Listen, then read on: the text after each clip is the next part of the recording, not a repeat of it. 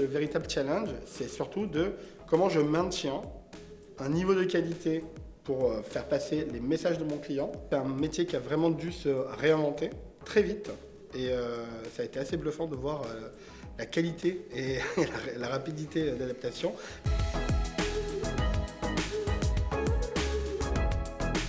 Avant un événement, tu as un lieu, tu es bloqué sur une capacité d'accueil et tu déroules ton événement par rapport à cette capacité d'accueil et tu animes ton événement sur une population bien précise. En digital, cette barrière, elle explose. Tu peux t'adresser à qui tu veux, soit au même nombre de personnes, soit tu profites du fait que le digital peut accueillir plus de personnes, différentes populations, à différents moments, et là on se retrouve avec une multitude de possibilités. Donc vraiment le digital comme qui va permettre une croissance exponentielle des possibilités d'event en fait.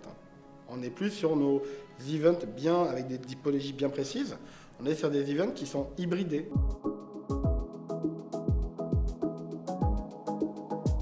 Tout part du storytelling en fait. C'est ça qu'on oublie. Le point commun entre du digital ou du physique, c'est qu'on est en train de raconter quelque chose. On est en train de raconter l'histoire d'une marque, en tout cas des messages de marque. L'événementiel devient un métier hybride où il faudra à la fois réussir à marquer les esprits avec un événement physique, mais qui maintenant, fort de ces expériences qui sont en train de se démultiplier, va pouvoir être enrichi par le digital. Qui dit hybride dit multiplication des possibilités.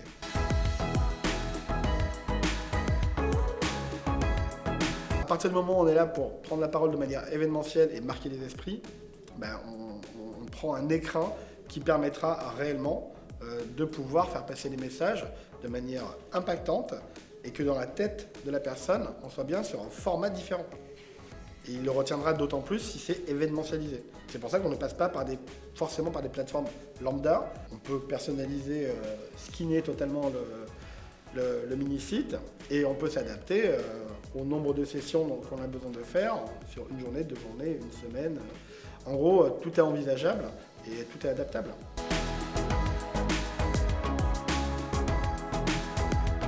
Les prérequis, c'est au-delà du brief et du premier kick-off, de très rapidement mettre autour de la table les bons interlocuteurs. Au niveau du digital, toute la partie admin système, donc toute la partie hébergement, gestion du streaming est juste clé, c'est un peu la pierre angulaire.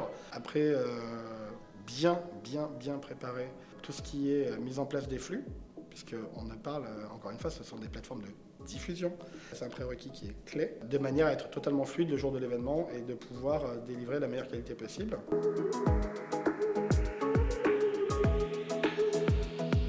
En général, voilà, ça coûte 2 fois moins cher, entre guillemets, qu'un gros événement physique.